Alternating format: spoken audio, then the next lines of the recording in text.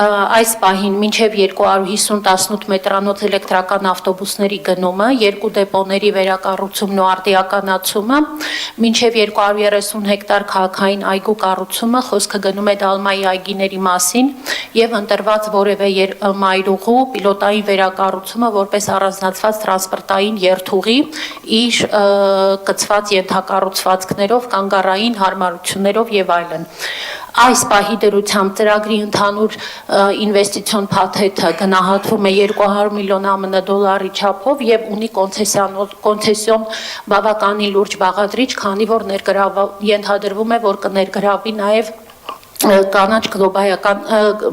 գլոբալ կլիմայական հիմնադրամի, կանաչ հիմնադրամի Հայաստանի համար հասանելի ֆինանսավորումը հենց հատուկ էլեկտրական շարժունակության ծրագրերի համար եւ նման ֆինանսավորումը հասանելի է ընդամենը 7 երկրների, ներառյալ նաեւ Հայաստանը։ Այս պահին նաեւ բացի դա Ասիական զարգացման բանկի կողմից հատկացված աջակցության միջոցով արդեն իսկ հայտարարված է ծրագրի իրագործելիության խորհրդատուի ներգրավման մրցույթը, վերջնաժամկետը մարտի 25-ն էր,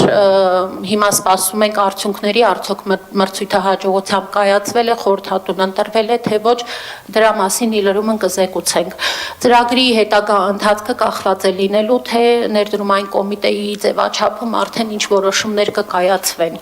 Այս պահին այսքանը։